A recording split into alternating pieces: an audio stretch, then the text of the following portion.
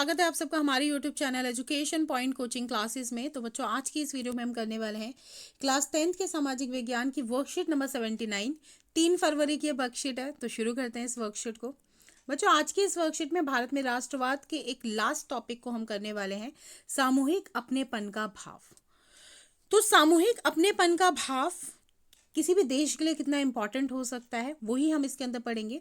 तो राष्ट्रवाद की भावना तब पनपती है जब लोग ये महसूस करने लगते हैं कि वे एक ही राष्ट्र के अंग हैं, जब वे एक दूसरे को एकता के सूत्र में बांधने वाली कोई साझी बात ढूंढ लेते हैं। तो को सामूहिक अपनेपन का भाव तो तभी होगा ना, हम कहते हैं हम भारतीय हैं, तो वो भारतीय जो भावना है हमारे अंदर, वो कोई तो कारण होगा कि हम लोग कनेक्टेड है। तो सामूहिक अपनेपन की यह भावना आंशिक रूप से संयुक्त संघर्षों के साथ पैदा होती है।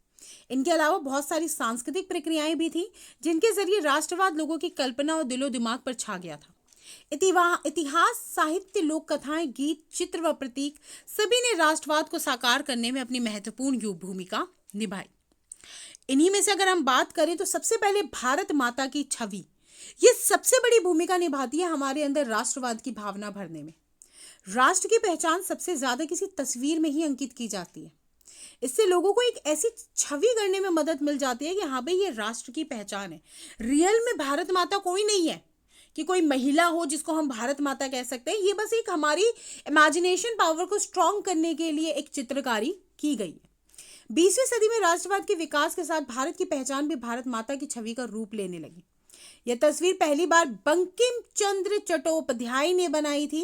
1870 के दशक में उन्होंने मातृभूमि की स्तुति के रूप में वंदे मातरम गीत भी लिखा था। तो बहुत इंपॉर्टेंट है ये दोनों लाइन। बाद में इसे उन्होंने अपने जो उपन्यास था आनंद मठ में भी शामिल कर लिया और यह गीत बंगाल में स्वदेशी आंदोलन में खूब गाया गया था। तो बंकिम चंद्र चट्टोपाध्याय जिन्होंने पहली भारत माता की छवि बनाई और साथ के साथ वंदे मातरम स्तुति भी लिखी। अगर बात करें रविंद्रनाथ टैगोर के द्वारा बनाई गई भारत माता की छवि की, तो स्वदेशी आंदोलन की प्रेरणा से रविंद्रनाथ टैगोर ने भी भारत माता की विख्यात छवि को चित्रित किया और इस पेंटिंग में भारत माता को एक सन्यासिनी के रूप में दर्शाया गया।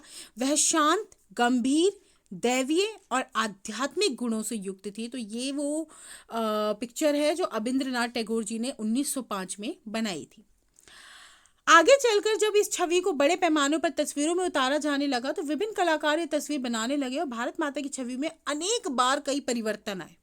इस मातृ छवि के प्रति श्रद्धा को राष्ट्रवाद में आस्था का प्रतीक माना जाने लगा। हर कलाकार अपने हिसाब से माता रानी को प्रतीत कर रहा है, अपने हिसाब से इमेजिन कर रहा है, जैसे कि आप एक ये पिक्चर भी देख सकते हैं। और भारत माता की ये छवि रविंद्रनाथ टैगोर द्वारा चित्रित छवि के बिल्कुल विपरीत है। यहाँ भारत माता के हाथों में त्रिशूल है और वह हाथी व शेर के बीच खड़ी है और ये दोनों ही शक्ति और सत्ता के प्रतीक है। तो जहां पर एक तौर पे रविंद्रनाथ टैगोर जी ने भारत माता को एक सन्यासिनी के रूप में दिखाया है, वहीं दूसरी और जो दूसरी छवि हमें दिख रही है वहां पे माता रानी, जो मतलब भारत माता है, वो काफी स्ट्रॉन्ग दिखाई दे रही है और काफी आप कह सकते हो सत्ता का प्रतीक दिखाई दे रही है, क्योंकि एक तरफ हाथी है तो दूसरी तरफ शेर है। प्रश्नों की अगर बात करें तो भारत माता की छवि के प्रति श्रद्धा को राष्ट्रवाद में आस्था का प्रतीक कैसे माना जाने लगा, उचित उदाहरण देते हुए व्याख्या कीजिए। तो देखो, अगर बात करें बेटे, देखो भारत माता की छवि की, तो ये एक राष्ट्रवाद का पहचान बन गई। क्यों? क्योंकि इससे लोगों को एक ऐसी छवि करने में मदद मिलती है जिसके जरिए वे राष्ट्र को पहचान सके। तो वहीं 20वीं सदी में राष्ट्रवाद के विकास के साथ भारत माता की पहचान में एक बहुत बड़ी भूमिका अदा करी, जिससे कि जो भारतीय स्टेटस था, जो लोगों के प्रति जो नेशनलिज्म के लिए, राष्ट्रवादी के लिए जो छवि थी, वो अंकित हो गई। प्रश्न दूसरा, आनंद मठ की रचना किसने की थी? तो बेटा आनंद मठ की जो रचना की थी वो की थी बंकिम चंद्र चट्टोपाध्याय ने। तो इसी के साथ आज की वर्कशीट हमारी पूरी होती है। मिलते हैं नेक्स्ट वीडियो में, तब तक पढ़ाई जारी रखिए। Thank you so much.